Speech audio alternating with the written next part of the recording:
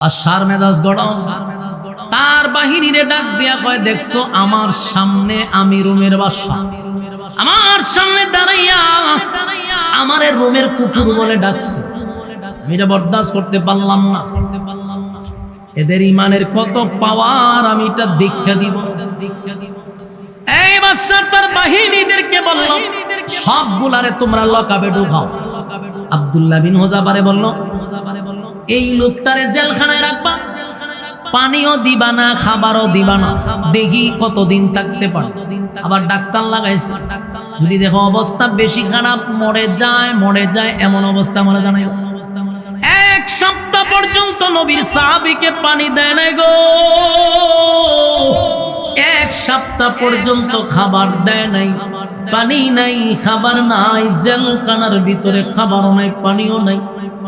এমন অবস্থায় বাদশা ইমানের পরীক্ষা করার জন্য একজন রূপসী নর্তকী, যারা নাচে, সুন্দরী রূপসী নর্তকী পাঠাইছে জেলখানার ভিতরে একা একা।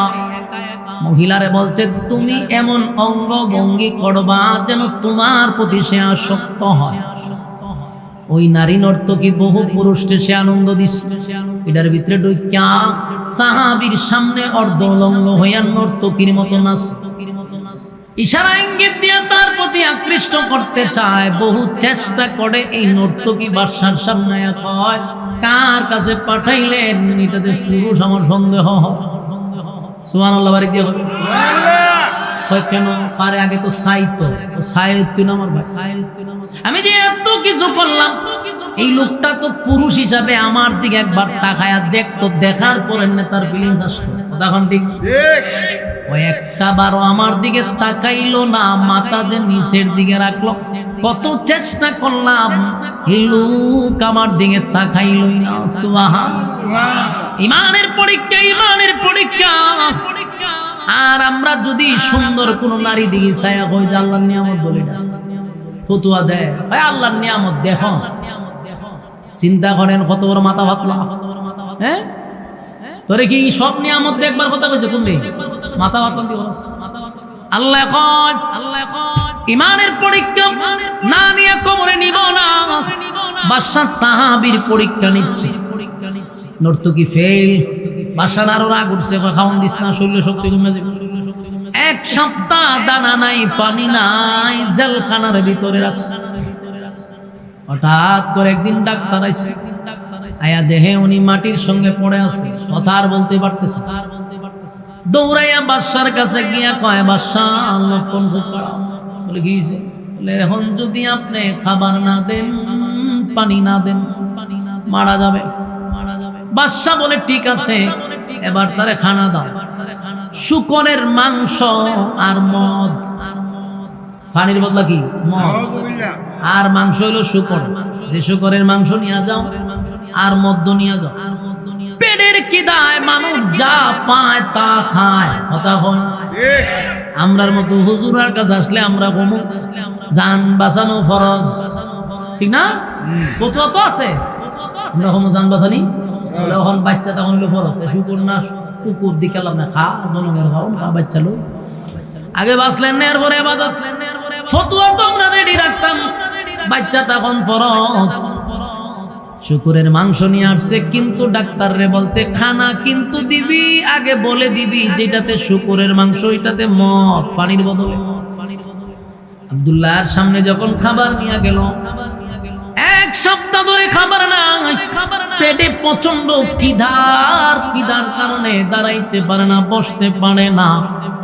এমত অবস্থায় সাহাবীর সামনে খাবার লইয়া গেছে, গিয়া হয় খানা যে খাইবা, এই খানা কিন্তু মাংস হইল শুকর, আর পানির বদলে কিন্তু তোমার মদ আছে সামনে, খানা খাও পেট।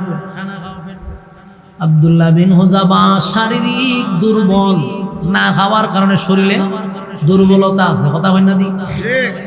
না খাওয়ার কারণে শারীরিক ভাবে উনি দুর্বল, এতটা দুর্বল যে উনি বসতেই পারে না। কিন্তু ইমানের কোন দুর্বলতা আছে? কথা হয় না?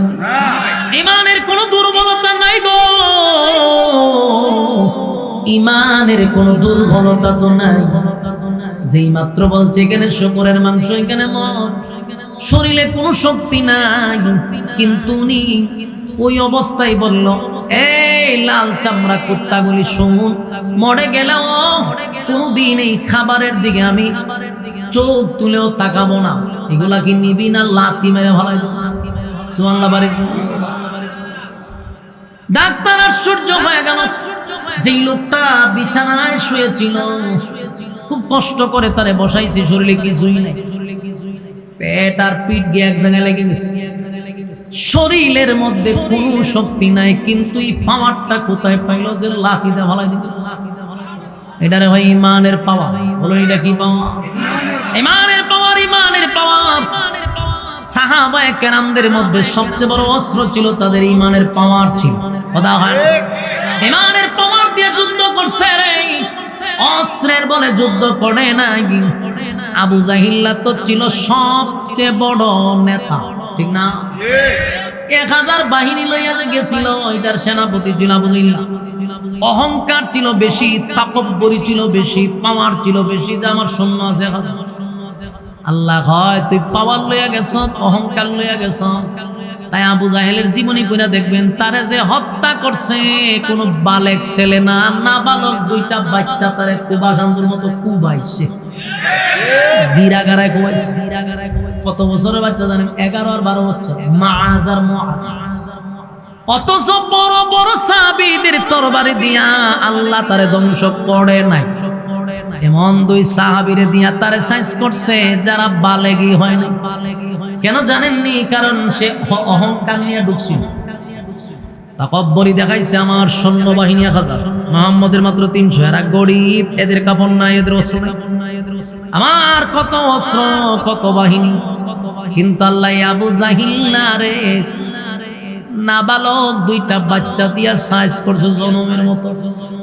এমন সাইজ করা করলো, আবু জাহেল যে তরবারিটা লইয়া আরেকটা আঘাত করবে এমন সুযোগ নাই। আল্লাহ জায়গা সাইজ করছে, যেন অহংকার আর তাকব্বুরি আল্লাহ পছন্দ করে না। কথা বল না, মানে এগুলো পছন্দ করে না। সাহাবায়ে কেরামদের ভিতরে অহংকার ছিল না, কিন্তু পাওয়ার ছিল। এটা ইমানের পাওয়ার, নিজের কোন পাওয়ার দেখায় না। বদর ইতিহাস তোমরা পড়ছি, ভালো করে পড়ছি, দেখছি 313 জন সাহাবী আপনারা শুনছেন। কসম খোদার আমরা যতটুকু বললাম দেখলাম যে 313টা তরবারি ছিল না। ওই কথা বুঝুননি আমার?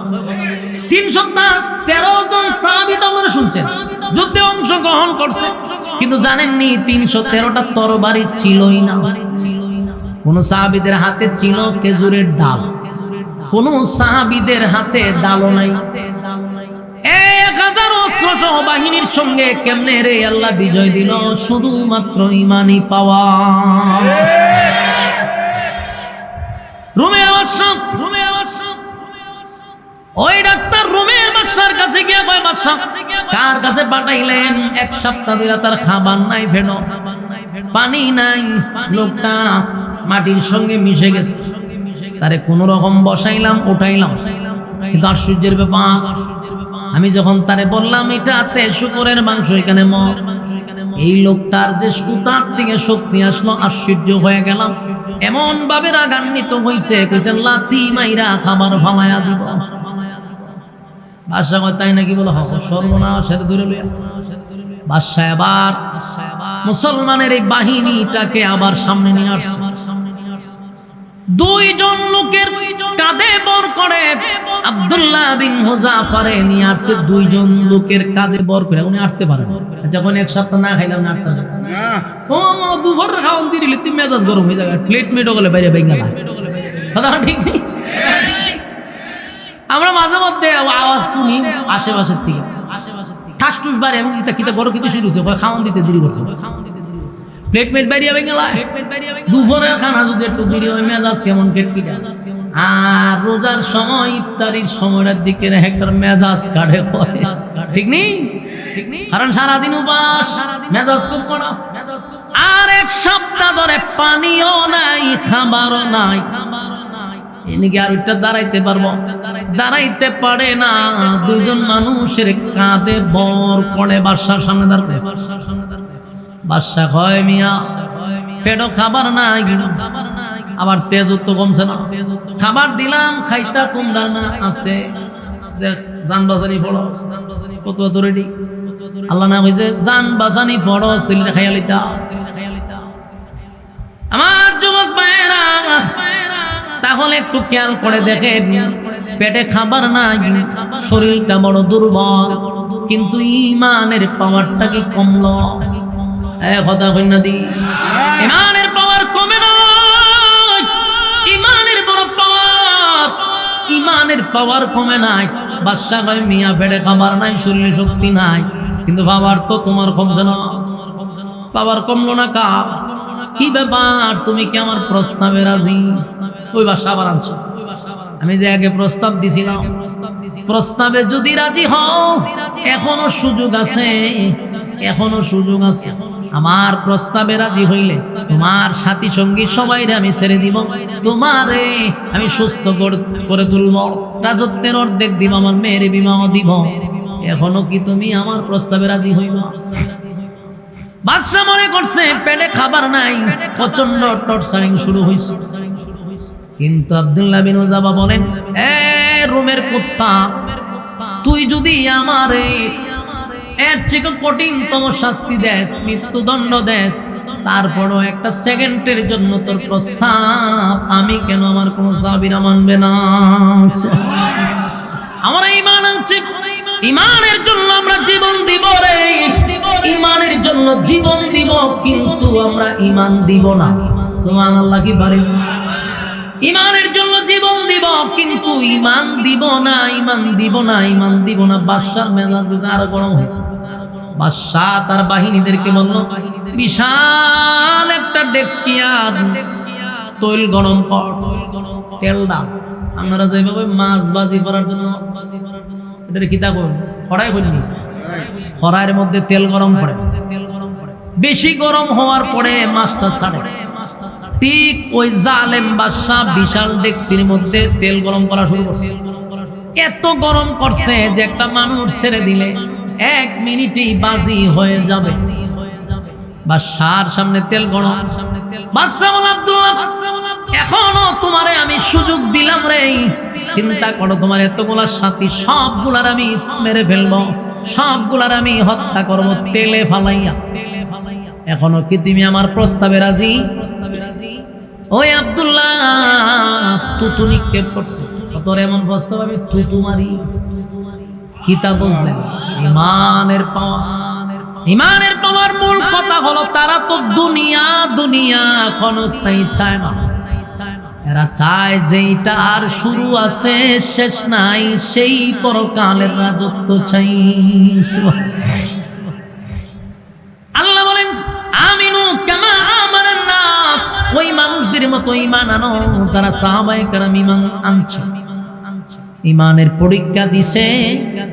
এবার বাদশার আরো রাগ উঠে গেল। তার সাথী সঙ্গীদের মধ্যে কয়েকজন সাহাবীকে, 2 জন সাহাবীকে জোর করে হাতে আর পায়ে বেঁধে ওই বিশাল ডেকচির মধ্যে গরম তেলের মধ্যে ছাইরা দিছে। যুবক ভাইরা রে, ঈমানের পরীক্ষা কারে? গরম তেলের মধ্যে যখন একটা জীবন্ত মানুষকে ছেড়ে দেয়, বলুন তার অবস্থাটা কেমন হবে? আমরা ঈমান থাকবো নি? মালিক তুমি বালা কইরা জানো। আমাদের যে ঈমান দুর্বল, আমাদের ঈমান যে কত দুর্বল রে, এমন পরিস্থিতি যেন মালিক আমাদের সামনে না দেয়। আল্লাহ এমন পরিস্থিতি যদি সামনে আসে, উপায় নাই, আমরা ঈমান তো বড় দুর্বল, আমরা ঈমান হারা হয়ে যাব। এই যুবক ভাইরা, আব্দুল্লাহ তাকায়া দেখে রে তার সাথী গুলারে দইরা দইরা তেলের মধ্যে ছাড়তেছে। জীবন্ত মানুষগুলাকে তেলের মধ্যে ছেড়ে বাজি বানায়া দিল। এমন দৃশ্য দেখা আব্দুল্লাহ তাকায় আছে। 2 জনরে ফালানোর পরে এবার বাদশা হয়, আব্দুল্লাহ রে দেখছো নি আমার শাস্তি কত ভয়ঙ্কর, আমার জুলুম কত ভয়ঙ্কর। কি করবি, সিদ্ধান্ত কি নিলি? আব্দুল্লাহ মুস্কি হাসি দিয়া কয়, হে বাদশা, তোর মনে কি? এই দেখে আমি ছেড়ে দিব? আমি ঈমান আনছি আমার মালিকের উপরে। তার মতো কুকুরের কথা শুই না আমার এত দামি ঈমান বিক্রি করো না। বাদশার রাগ উঠছে তো বেশি, বাদশা তো চিপতে গেছে, না তুলে হেরে দাও। এতক্ষণ তার সাথীদেরকে আগুনে বলাইছে, এখন কয় হেরে দাও। আমার সামনে দাঁড়াইয়া বারবার আমারে টেট দেয়, আমারে হুমকি দেয়, তারে দাও। আব্দুল্লাহ রে হাতে বাঁধছে, পায়ে বাঁধছে, বাইন্দা তেলের সামনে লয়ে গেছে, তেলের সামনে তেল টকবক করতেছে। বাদশা বলে, এই লোকটাকে তোমরা তেলে ছেড়ে দাও, তার ঈমান কত বড় আমি দেখতে চাই। যখন তারে তেলের সামনে নিছে রে, আব্দুল্লাহর চোখ দিয়া পানি পড়ে, চোখ দিয়া পানি পড়ে। বাদশা তাকায় দেখে আব্দুল্লাহর চোখ দিয়া পানি পড়ে। বাদশা কয়, সাবধান, তোমরা তারে তেলে ছাইরো না, আমার কথা আছে। বাদশা দৌড়ায় গিয়া হয়, আব্দুল্লাহ এখন কেন কান্দস? আমি না তোরে অফার দিছিলাম, আমার অফার তুই মানলি না, কাপুরুষের মতো মৃত্যুর ভয়ে কেন কান্দস? বাদশা আব্দুল্লাহ রে কয়, মৃত্যুর ভয়ে কান্নার কি দরকার? এখনো সময় আছে, আমার প্রস্তাবে রাজি হয়ে যাও। আব্দুল্লাহ বাদশার দিকে তাকায় কয়, জালেম, এই রুমের কুত্তা, তুই কি মনে করছ তোর তেলের ভয়ে আমি কান্দি? তুই কি মনে করছ মরণের ভয়ে আমি কান্দি? না রে, আমি মরণের ভয়ে কান্দি না। মুসলমান ইমানদার মরণের জন্য ইমানদাররা প্রস্তুত থাকে, মৃত্যুর ভয় ইমানদাররা করে না। আমরা সব সময় প্রস্তুত থাকি, কোন সময় মালাকুল মউত আমাদের সামনে চলে আসে। তাই মৃত্যুর ভয় ইমানদাররা করে না। তুই কি মনে করছো আমি মৃত্যুর ভয়ে কান্দি? না না, আমি মৃত্যুর ভয়ে কান্দি না। আমি কান্দি আমার বয়সটা কম, আমার এই অল্প বয়স আমার মালিকের জন্য আমি কি করলাম? আমি আমার মালিকের জন্য কি করলাম? ইসলামের জন্য আমি কি করলাম? দ্বীনের জন্য আমি কি করতে পারলাম? আমি তেলের সামনে দাঁড়ায় ভাবতেছিলাম, আল্লাহ আমারে যদি তেলে ফালাইয়া দিত আমি মৃত্যুবরণ করতাম, আবার আপনি আমারে জীবিত করতেন, আবার তেলে করতাম, আবার জীবিত করতেন, আবার আপনার জন্য জীবন দিতাম। 100 বার যদি আপনি আমারে জীবন দিতেন, 100 বার যদি আপনার জন্য আমি জীবন দিতে পারতাম, সেই দুঃখে আমি কান্দি যে মাত্র একবার আমার জীবনটা দিলাম ইসলামের জন্য, বারবার দেওয়ার সুযোগ নাই, সেই ব্যথায় আমি কান্দি। একটা জবান বন্ধ রাখবেন না, জোরে করুন আল্লাহু আকবার, আর জোরে করুন আল্লাহু। ঈমানের আওয়াজ দিয়ে বলুন আল্লাহু আকবার। ঈমানের কত পাওয়ার গো,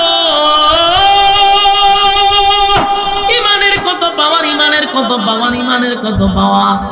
একবার শাহাদাত বরণ করবে এই জন্য কান্দে, 100 বার শাহাদাতের তামান্নায় চোখ দিয়া পানি ছাড়ে।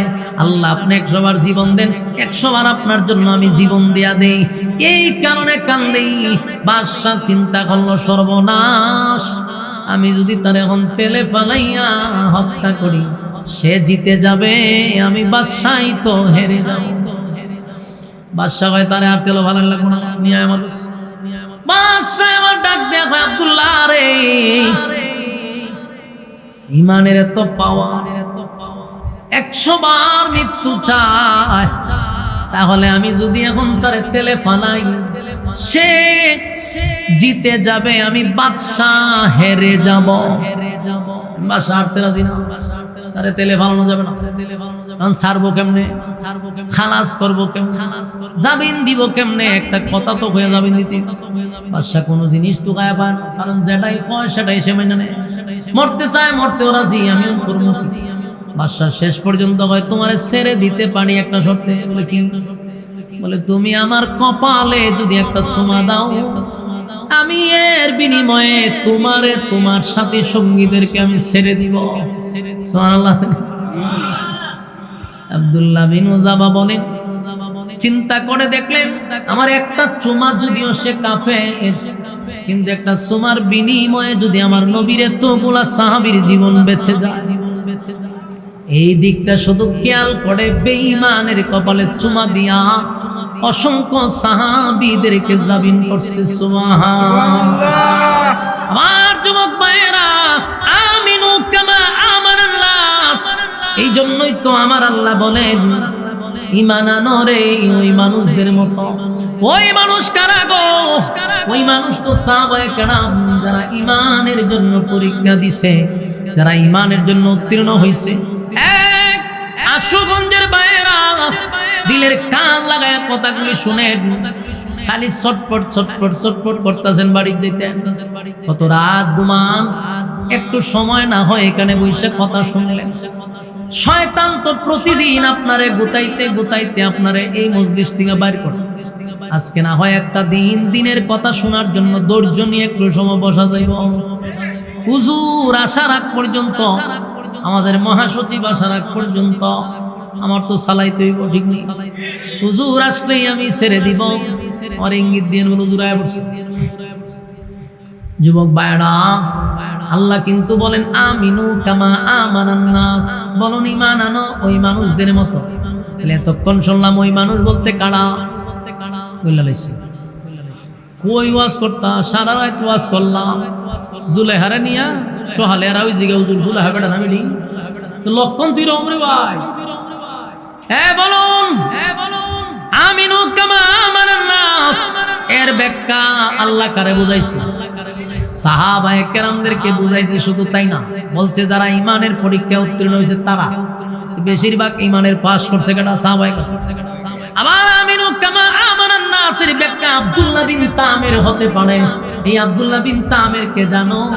নবী দুনিয়াতে আসার 50 অথবা 80 বছর আগে একজন যুবক ঈমানের জন্য পরীক্ষা দিছে। এই জন্য আমিনু কামা আমানান নাস আব্দুল্লাহ বিন তামির হতে পারে, সেও ঈমানের পরীক্ষা দিছে। কথা কি বুঝতেছেন? ঈমানের পরীক্ষা দিছে কেমনে? একজন জালেম বাদশা ছিল, জালেম বাদশা। জালেম বাদশা নিজেরে খোদা দাবি করত, নিজেরে খোদা দাবি করত। তার রাজ্যে সবাই তারে রব মানত। নাউজুবিল্লাহ। শুধুমাত্র এই ছেলেটা বাদশারে খোদা মানে না, বাদশারে রব মানে না। এই জন্য বাদশা ক্ষিপ্ত হইয়া যুবকটারে গ্রেফতার করছে। যুবকের রিমান্ডে মারতে মারতে কয়, বল তোরে সেই আসল রবের পরিচয় কে দিছে? মাইরের কারণে যুবক বলল, অমুক জায়গায় এক পাদ্রী আমার একত্ববাদী খোদার সন্ধান দিছে। পাদ্রীরও গ্রেফতার করছে। বল আর কারে কালেমা পড়াইলি? আপনার রাজসভার মন্ত্রী আমরা লাইনের। সুবহানাল্লাহ। আপনি যে রাষ্ট্র চালান, আপনি হইলেন প্রধানমন্ত্রী, আপনি হইলেন প্রেসিডেন্ট। আপনার বাসাতে তাই মন্ত্রী, সেও আপনার খোদা মানে না।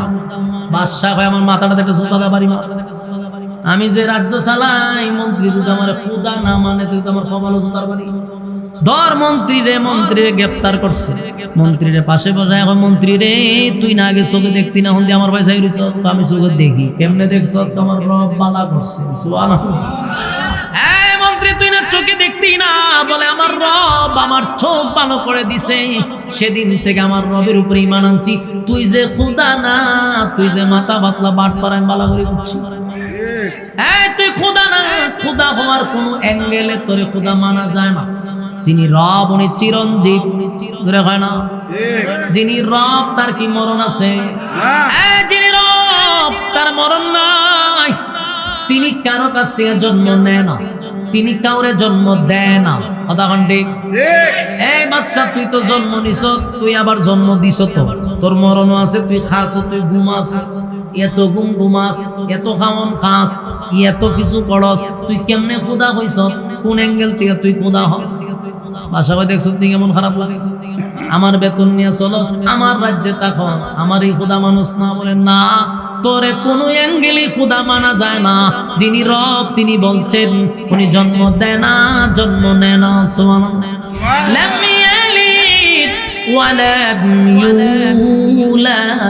আমি আল্লাহ কাউরে জন্ম দেই না, কারো কাছ থেকে জন্ম নেই না। কথা হয় না? এই আল্লাহ কি কারো কাছ থেকে জন্ম নেয়? আল্লাহ কি কাউরে জন্ম দেয়? কথা হয় না দি? সব জায়গায় চুপ থাকে না ইমান যাইব। বলেন আল্লাহ জন্ম নেয়, জন্ম দেয়। বলেন ইয়াকুল লাহু কুফুয়ান আহাদ। আল্লাহ বলেন আমার সমকক্ষ সমতুল্য কেউ নাই, কেউ নাই, কেউ নাই। সুবহানাল্লাহ। আল্লাহ বলেন লা তাখুযুহু সিনাতুন ওয়ালা নাওম। আল্লাহ বলেন আমার ঘুম নাই, আমার তন্দ্রাও নাই। সুবহানাল্লাহ। জানি আমার ঘুম নাই, আমার তন্দ্রাও নাই। কথা কই না? না আমার জানাইতে না আইলে তো মানুষ এই লড়াচড়া করি না। লড়াচড়া করলে কে আর ওয়াজ করতে মন চায়? হুজুর যদি না আসে আমারও তো জানাইতে, হুজুরে লাগাই দিছে চলতে তাও কেমনটা তো না। না আসলো আমারও জানা। হ্যাঁ বস আসছে, হুজুর আসছে। হ্যাঁ হুজুর আইছে, বল লরে কা বল বল হুজুর আইছে, বল বল হুজুর আইছে। কথাগুলি দিলের কান লাগায় শুনেন। আমাদের হেফাজতের মহাসচিব হাজার আলেমদের উস্তাদ চলে আসছে। হুজুর আসতে দেরি, আমার ছাড়তে দেরি নেই। বসুন, কথাগুলি শেষ করতে দেন, মনোযোগ দিয়ে শুনেন। বলুন আল্লাহর ঘুম আছে? আল্লাহর ঘুম নাই, মালিকের তন্দ্রা নাই। ওই বাদশাহ মন্ত্রী বলে তোর ঘুম আছে, তোর খাওয়ান আছে, তুই জন্ম দেশ, জন্ম নেস, সুতরাং তোরে খোদা মানা যাবে না। বাদশাহ জালেম বাদশাহ এমন ভাবে নির্যাতন করছে, করাত দিয়া মন্ত্রীর 2 ভাগ করে লইছে। নাউজুবিল্লাহ। কিন্তু মন্ত্রী ইমান দেয় না, ফাদ্রিরেও করাত দিয়া 2 ভাগ করছে, ইমান দেয় নাই রে। এবার আব্দুল্লাহ বিন তামের রে মারার জন্য এই পাদ্রী কেন কালেমা পড়াইল, তাই আব্দুল্লাহ বিন তামের রো মারতে চায়। আল্লাহ হয় জালেম গুলা এত জালেম ছিল, এই জন্য আল্লাহ 4টা কসম করছে। ওয়াসসামা ইযাতিল বুরুজ ওয়াল ইয়াউমিল মাউউদ ওয়া শাহিদিন ওয়া মাশহুদ কুতিলা আসহাবুল উখদুদ। আল্লাহ বলেন 4 কসম করে বলছি, পৃথিবীর সব জালেমদের উপরে আমি আল্লাহর অভিশাপ। বলুন কার উপরে অভিশাপ? পৃথিবীর সব জালেমদের প্রতি আমি আল্লাহর অভিশাপ, অভিশাপ, অভিশাপ। যারা জালেম তাদের উপরে মালিকের অভিশাপ, ওই জালেম শাসকের উপর আল্লাহর অভিশাপ।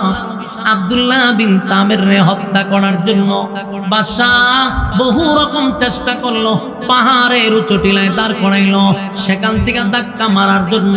কিন্তু যেই বাহিনীদেরকে পাঠাইছে পাহাড়ে, আল্লাহ পাহাড়ের মধ্যে কম্পন সৃষ্টি করে সব বাহিনীকে ধ্বংস করছে। যুবকরে আল্লাহ অক্ষত রাখছে। বাদশার বাহিনী গেছে, যুবককে মারত।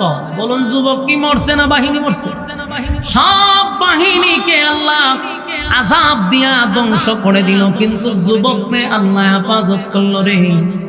কিছুক্ষণ পরে বাদশা চিন্তা করলো, পাহাড়েও মারতে পারলাম না, এই যুবককে নদীর মাঝখানে, সাগরের মাঝখানে বস্তায় পড়ে মাঝখানে ফালাই দিলে মাছে খাইলে।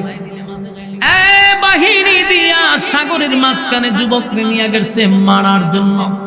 কিন্তু আল্লাহর কাছে যুবক দোয়া করছে, সাগরের মাঝখানে এমন ভূমিকম্প, এমন ভূমিকম্প, এমন ভূমিকম্প শুরু হইল, সমস্ত বাহিনী সাগরের মাঝখানে মারা গেল, কিন্তু যুবক মরে নাই। বাদশার সামনে দাঁড়ায়া যুবক কয়, বাদশা রে, পাহাড়ের বাহিনী শেষ, সাগরের বাহিনী শেষ, এখন বল আমারে কেমনে মারবি? সুবহানাল্লাহ। বাদশা পাগল পাগল পাগল হয়ে গেল, এত পাগল হইল, আমার সব বাহিনীর খাম শেষ। পাহাড়ে পাঠাই, পাহাড়ের বাহিনী শেষ। আমি পাঠাই সাগরে, সাগরের বাহিনীও শেষ। যেখানেই পাঠাই রে সেখানেই বাহিনী মরে, কিন্তু যুবক তো মরে না। আপনারা কি আমার ওয়াজে মন আছে? লক্ষণ খুব খারাপ। হ্যাঁ, হুজুর আইবার আগে আপনারা লড়াচড়া শুরু করছে। এটা কিন্তু খুব খারাপ জিনিস। আমি কি ওয়াজ ছাইরা দিছি না ওয়াজ চলতেছে? তা আপনারা দি ওয়াজ ছাইরা দিছি এমন একটা বাপ বুঝাইছেন আমার। হ্যাঁ আপনারা ওয়াদা করছিলেন নাও, আপনারা লক্ষণ খুব খারাপ। হ্যাঁ বসেন, হুজুররে আমরা দাওয়াত দিয়া ভাই না বাড়ির কাছে পাইছেন তো, এই কারণে আপনাদের আচরণ এরকম। বল কথা কই না, বল ওয়াজ কি শেষ হইছে? চলতো নি, লক্ষণ দিয়ে হয় না। কথাগুলি মনোযোগ দিয়ে শুনেন। আপনাদের কি মনে হয় এতক্ষণ গির্জা চলছে? কসম খোদার একটা কথাও আমি মন থেকে বলি নাই, মন গড়া বলি নাই। প্রতিটা কথা কোরআন থেকে আপনাদেরকে বোঝাচ্ছি, আর কোনো মনোযোগ নাই। এটা আগে হইলেন না কেন?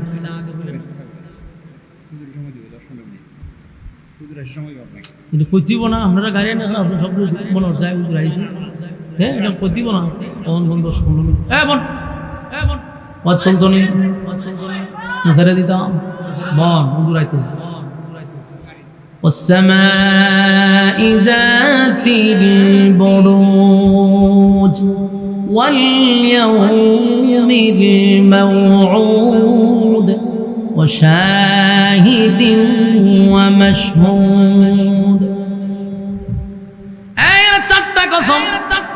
والسماء ذات البروج, অসংখ্য তারকা বিশিষ্ট আকাশের কসম। واليوم الموعود, পরকালের কসম যেখানে বিচার হবে। وشاهد ومشهود, ইয়াউমুল জুমআ ইয়াউমুল আরাফা। দুইটা কসম, শেষ আয়াতে দুই কসম, এর আগে দুই কসম, মোট চারটা কসম। চার কসম কে আল্লাহ বলেন কুতিলা আসহাবুল উখদুদ। আল্লাহ বলেন আকাশের কসম, নক্ষত্রের কসম, কিয়ামত দিবসের কসম। আল্লাহ বলেন ইয়াউমুল জুমআ, যেই দিনটা ঘুরে ঘুরে তোমাদের সামনে আসে সেই দিনের কসম। ওয়া শাহিদিন ওয়া মাশহুদ, এবং আল্লাহ বলেন যে আরাফার দিনের কসম। চার কসম করে বলেন কুতিলা আসহাবুল উখদুদ। আলহামদুলিল্লাহ, আলহামদুলিল্লাহ, আরো জোরে আলহামদুলিল্লাহ।